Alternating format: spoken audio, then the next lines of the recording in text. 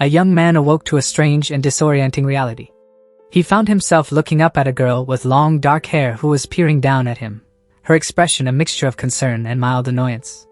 She informed him that she had been looking for him, questioning how he could sleep through such an important day. As his vision cleared, he recognized her as Sanjo Rei, a character from a game he knew well. The vividness of his surroundings convinced him that this was no mere dream. Rei continued speaking to him, her tone distant as she pointed out that while their sibling relationship was only a formality, he was being unusually withdrawn. The moment she called him Hiro, a jolt of realization shot through him, and he scrambled backward in shock, questioning the word siblings. Still reeling from the revelation, he caught his reflection and saw a face that filled him with an immediate sense of dread and hatred. This face, this identity, was one he despised. Overwhelmed by this visceral reaction, he instinctively drew back his fist and struck his own face with all his might. The impact was jarring, and Rei watched in stunned silence as he crumpled to the ground. The sharp, undeniable pain that blossomed from the blow was the final confirmation he needed. This was not a dream. He touched his bleeding nose, the reality of his situation sinking in with a horrifying weight. He had somehow been reincarnated into the body of Sanjo Hiro, who was infamously known as the most hated and nuisance character in a certain popular game. He recalled that in his previous life, he had been an avid player of a Yuri game called Everything for the Score, often shortened to ESO. It was considered a masterpiece among its fans, set in the prestigious Hojo Magic Academy. The main objective of the game was for the player's character, the protagonist, to find love and happiness with one of the heroines. He remembered spending countless hours engrossed in the game's world. Unlike many Yuri games, ESO had a heavy focus on simulation elements, which he found particularly engaging. He had dedicated a significant amount of time to customizing weapons and magic, a feature he found odd for a game centered on female romance but appreciated nonetheless. The elements were well integrated into the story, and the way a player's training choices affected the narrative added a layer of freshness and replayability. The four main heroines were all incredibly endearing, and even the side characters were so well developed that he often wished he could romance them too. He had played for days on end, meticulously collecting every CG and scenario, and had even read through the entire art book to immerse himself fully. However, there was one singular aspect of the game that consistently grated on his nerves. That irritating element was the character he had now become, Sanjo Hiro. The hero was an obnoxious boy who constantly inserted himself into the heroine's relationships, effectively getting between the Yuri couples. The character's reputation within the game's world was abysmal, and he was involved in most of the negative story events, receiving far too much screen time for a side character in a Yuri game. His presence was so universally loathed that it was the primary reason for the game's otherwise stellar reputation being slightly marred. After finally achieving 100% completion of the game, the young man had felt a sense of accomplishment and exhaustion. He had decided to head to a nearby convenience store for a snack. It was on that trip that his life had ended. He remembered seeing two girls standing in the path of an oncoming truck. He had frozen in panic for a moment, but his love for Yuri, for seeing girls happy together, compelled him to act. He couldn't just stand by and watch them get hurt, so he had pushed them out of the way, taking the full impact himself. That was the last thing he could remember. Now, judging by his current situation inside a luxurious limousine, he concluded that he must have been reincarnated after his death. He was seated across from Rei and a few other women. Rei addressed him as Hiro-san, her voice cold as she instructed him not to be disrespectful to their guests, dismissing him as little more than a decoration. Her icy stare was exactly as he remembered from the game, confirming that his new persona was already on thin ice. Another woman with glasses chimed in, telling him to keep his mouth shut unless he was eating. He recognized this cold, disdainful treatment as perfectly in character for how the world of ESO viewed Sanjo Hiro. He thought about his new sister, Sanjo Rei. She was one of the four main heroines of the game, and her story route was one of the most dramatic. It delved deep into the Sanjo family's intense inheritance conflict. In her route, the original hero acted in a particularly conniving and cruel manner, frequently lashing out at her. This behavior ultimately led to a grim conclusion where, in the second half of the game, Rei would assassinate Hiro. He shuddered at the memory, realizing with a chill that this death flag was now very real and potentially active. As the limo pulled up to a grand, modern building, he worried if his fate was already sealed. Inside, during a formal gathering, he watched as Rei bent down to pick up a dropped pocket watch. He noticed her wince slightly, her hand turning red from the awkward motion. A jolt of understanding went through him. She had hurt her hand. He observed her expression, searching for any sign of warmth, but her eyes held not even a hint of affection. This meant that his reincarnation hadn't reset her affection points. She still saw him through the lens of the original hero's terrible actions. He knew he had to be extremely careful and avoid antagonizing her at all costs. Just then, Rei looked over at him, telling him to get a hold of himself. She reminded him that even if his role was symbolic, showing up as a member of the Sanjo family still carried weight. He was momentarily stunned by her kindness and striking beauty, internally remarking that she was perfect. He struggled to maintain the cold persona of hero, worrying that acting out of character would be suspicious.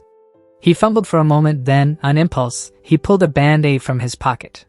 He offered it to her, explaining it was a gesture to return the favor for a handkerchief she had once given him. He smoothly added that he noticed her hand looked hurt when she picked up the watch and that he didn't want her to go to a dinner party injured.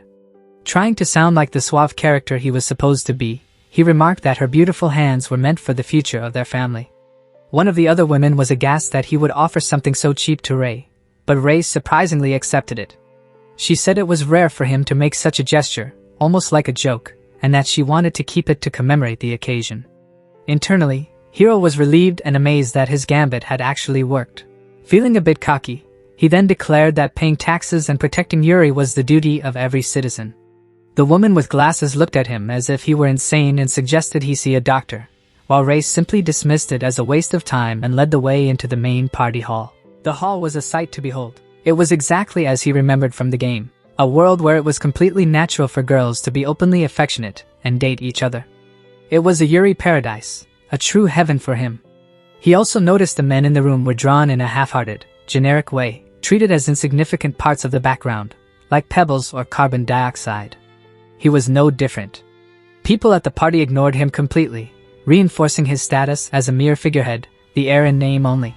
As he sipped his drink, he saw Rei across the room, discreetly hiding the hand with the band-aid. A wave of doubt washed over him. What if his kind gesture had backfired and actually lowered her affection for him?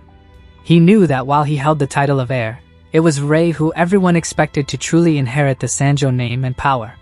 His thoughts were interrupted when a little girl ran past, and he instinctively warned her to be careful.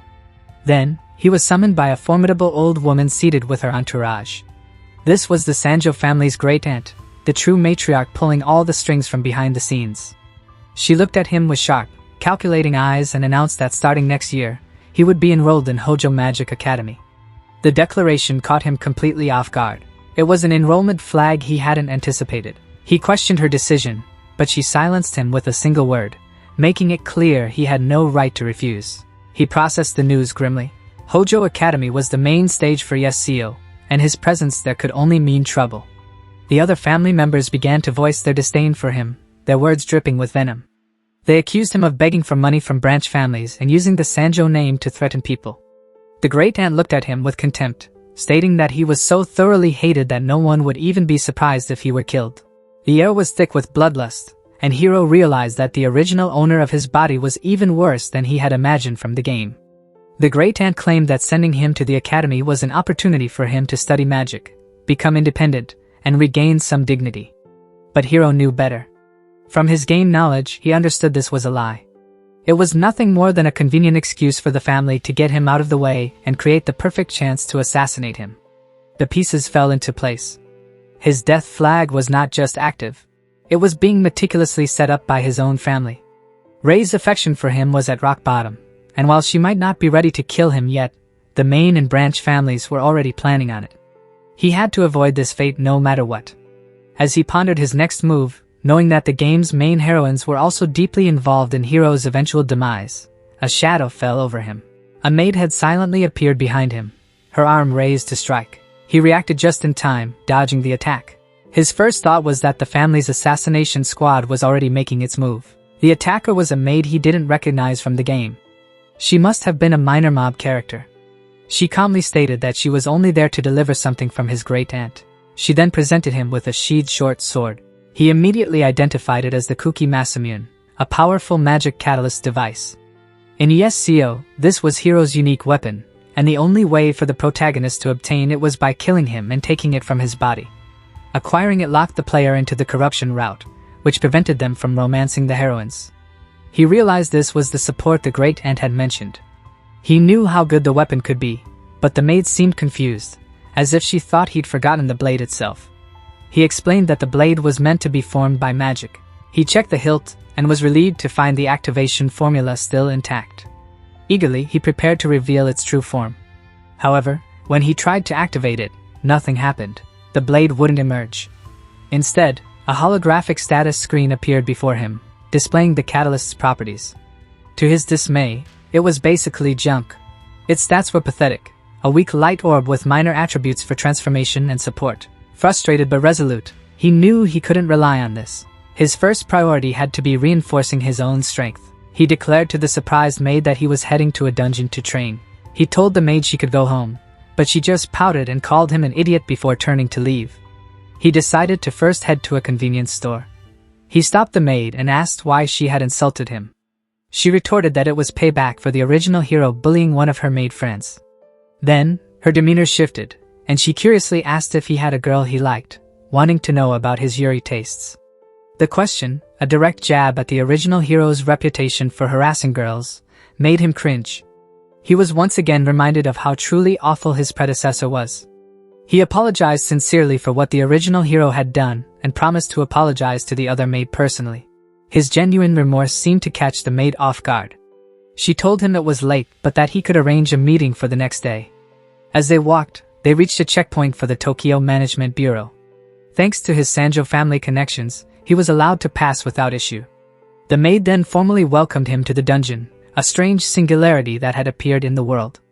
They entered the abandoned station dungeon, a desolate, crumbling area with an eerie atmosphere. He had managed to get inside, and the maid had followed him. He knew the real challenge was just beginning. He asked her again why she was following him, and what her name was, but she deflected, instead questioning why he was in a dungeon. She sarcastically wondered if he was bored with human girls and had moved on to seducing monsters. He explained his plan. He needed to hunt monsters to farm for a better catalyst and gain experience since his Kuki Masamune was useless. She pointed out the flaw in his logic. He needed a working catalyst to even harm monsters. She suggested he could buy a basic one with his score, but he grimly told her that wasn't an option. He explained the ESCO system to her, a world where a person's every action contributed to a score that determined their social standing. He then showed her his own score on his device. The history log showed his recent good deeds. Giving Ray the band-aid and apologizing to the maid had earned him a few positive points. However, these were completely wiped out by the mountain of negative points accumulated by the original hero for things like gambling, skipping class, and starting fights. With a score of 0, he couldn't even afford daily necessities, let alone magic conductors.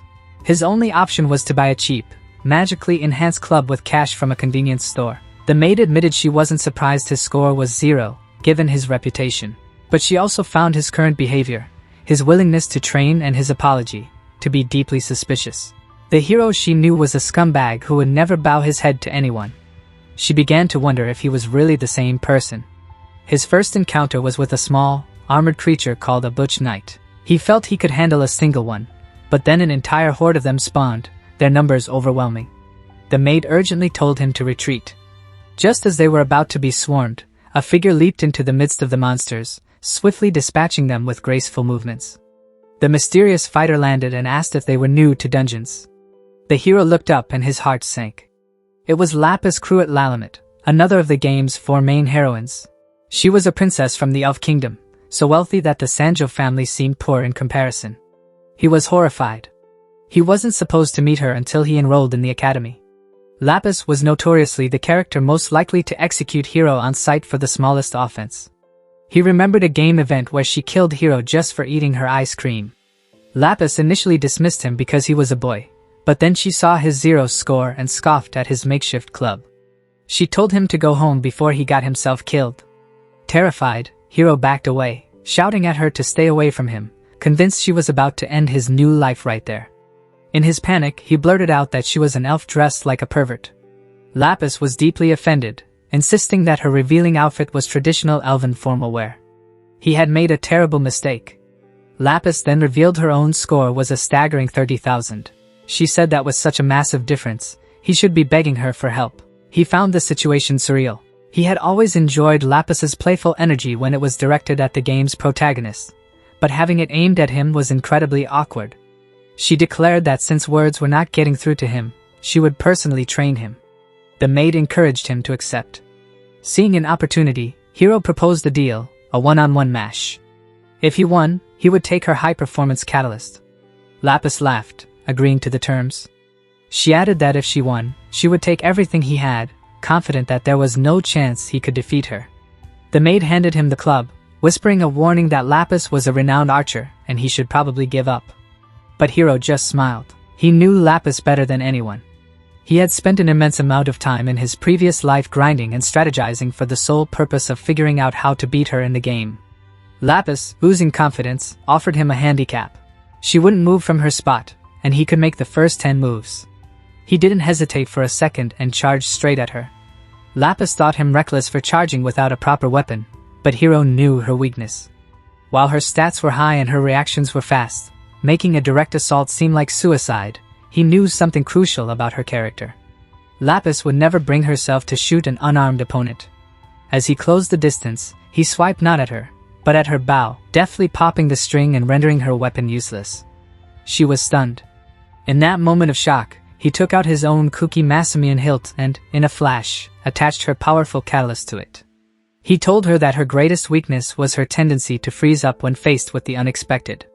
Before she could recover, he lunged forward, the newly activated blade of the Kuki Masamian glowing brightly as he held it to her throat. Lapis protested, arguing that his device wasn't even working properly.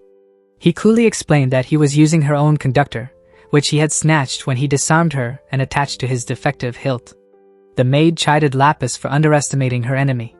True to their agreement, Hiro began to take her things. However, he saw that Lapis was crying.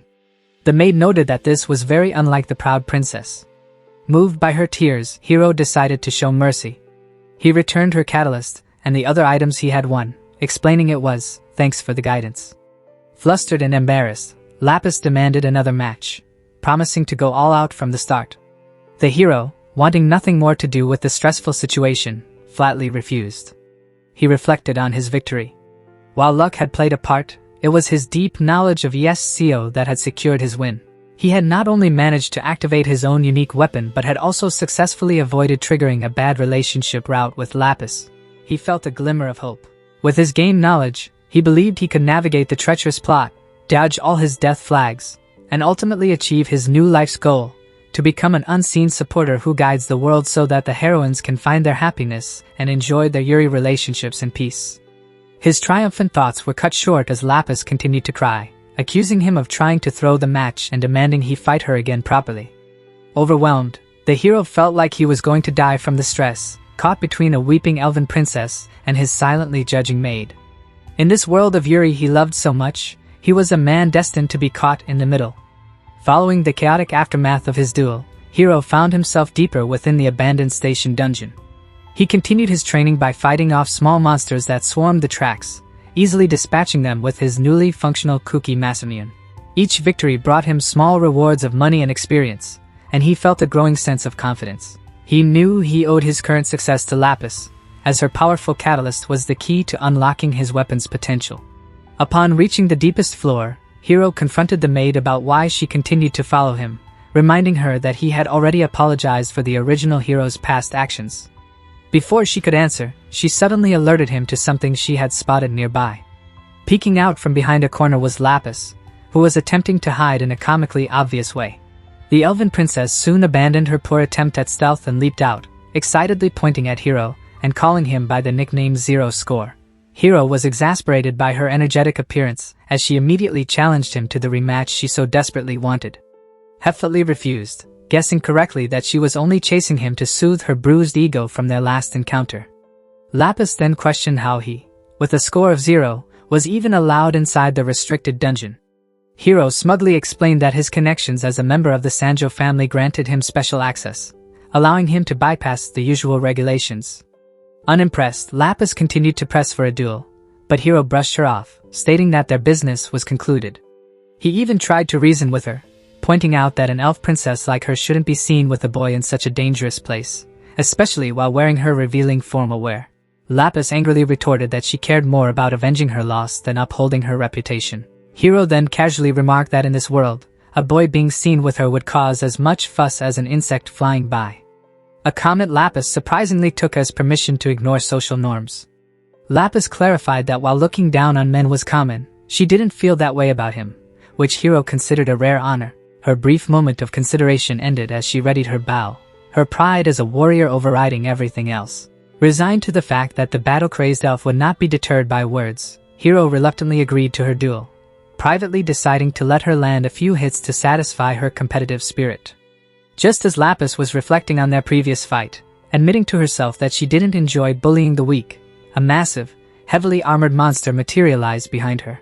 Reacting instantly to the danger, Hiro shouted a warning and tackled Lapis to the ground, shoving her out of the path of the creature's devastating swing. The ground where she had just been standing shattered from the impact. Hiro immediately recognized the creature from his game knowledge as an Armorgeist, a rare encounter, monster far more powerful than the dungeon's normal inhabitants.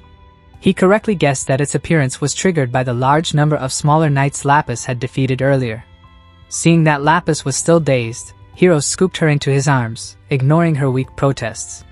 He had noticed she was too unsteady to stand properly, and knew their enemy would not wait for her to recover. He ordered the maid to run for the exit while he prepared for a tactical retreat, knowing the Armorgeist's defense was too high for a direct confrontation. He connected a console to his Kuki Masamune and activated a powerful enhancement magic called Tenebrae, which transformed his body and shrouded him in a magical aura. Lapis watched in disbelief, shocked that he could use the same advanced magic as her. Hiro explained that he had created the spell by combining consoles from monster drops and began to run, carrying Lapis as he bolted towards the exit. He knew from the game that monsters were bound to their floor and could not follow them if they escaped. However, their escape was cut short when the Armorgeist hurled its enormous shield, which slammed into the doorway and completely blocked their only way out. Lapis, now on her feet, frantically asked if they could still get away, but Hiro saw no other exit. As his own mana began to dwindle, Lapis, ever the warrior, stubbornly declared that they should proceed with their duel. Seeing an opportunity in her unwavering focus, Hiro goaded her with a new challenge, betting their duel on whether she could defeat the Armorgeist. He taunted the proud princess, questioning how someone with a score of 30,000 could be frightened by a single monster.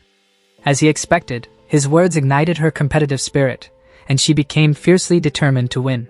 Hiro then offered to act as her legs in the fight, creating an opening so she could strike the monster down. When Lapis argued that cooperating would invalidate their duel, Hiro simply stated that a zero-score person like him didn't know the detailed rules, adding sincerely that he didn't want to see her die. Touched by his words, Lapis fell silent for a moment before readying herself for battle, while Hiro prepared to fight, motivated by his personal creed that every heroine was essential for his perfect Yuri world. The battle began with Hiro drawing the Armorgeist's attention, skillfully dodging its attacks based on Lapis's shouted directions. He explained that its armor was impenetrable, and the only way to defeat it was to strike the glowing core hidden within. Lapis managed to land a shot through a gap in its plates, but her attack lacked the power to do significant damage. Realizing a new strategy was needed, Hiro used the last of his enhancement magic to charge the monster directly. With a tremendous effort, he grabbed the creature's arm and tore a large piece of its shoulder armor away, exposing the core completely. He yelled for Lapis to take her shot, and she fired a perfect arrow that struck the core, causing the Armorgeist to explode into nothingness. Overjoyed by their victory, Lapis threw her arms around the surprised Hiro in a celebratory hug, amazed that a zero-score boy could be so incredible. The moment of triumph was short-lived as Hiro collapsed, completely drained of mana. Later, back at the Sanjo estate, the maid, now named Yamada, dryly reported that he had prevented her from having to file a report on his death. Lapis, looking at him with newfound respect, asked if he had truly believed she could win. Hiro, turning away, simply replied that he would always trust a heroine from ESO. Trying to create distance, he gave the maid the ridiculous fake name Yamada Taro, which Lapis found highly amusing. His attempt to end their association failed spectacularly as Yamada warned Lapis to stay away from the perverted boy, an act which ironically made the two girls become fast friends. Hiro watched them, his Yuri-loving heart imagining they were using him as an excuse to grow closer, seeing it as a bonus encounter. A few days later, Hiro was jogging as part of his daily training when he ran into a pair of girls. He reflected on his stats, knowing that while his stamina was high, he needed to raise his mana. His attempt to train with magic failed as his score remained at 0 despite defeating a powerful monster. He then noticed a strange number of long-eared elves watching him from a distance. His unease grew when he returned to the mansion to find Lapis waiting for him. She revealed that she had easily discovered his true identity and that the elves he saw were her personal bodyguards, the Alpha. She had used them to gain entry to the estate. Then, to his absolute horror, Lapis announced that starting that day, she would be living with him. She reasoned that since their duel was technically unresolved, they needed to stay together until she could claim a true victory. With a triumphant wink, she declared that he couldn't run from her, leaving Hiro screaming in panic as he realized his life had just become infinitely more complicated, now with a powerful, beautiful, and incredibly persistent elf princess as his new housemate. His predicament was further highlighted by the appearance of another powerful female warrior who menacingly spoke his name, Sanjo Hiro, hinting at even greater challenges to come.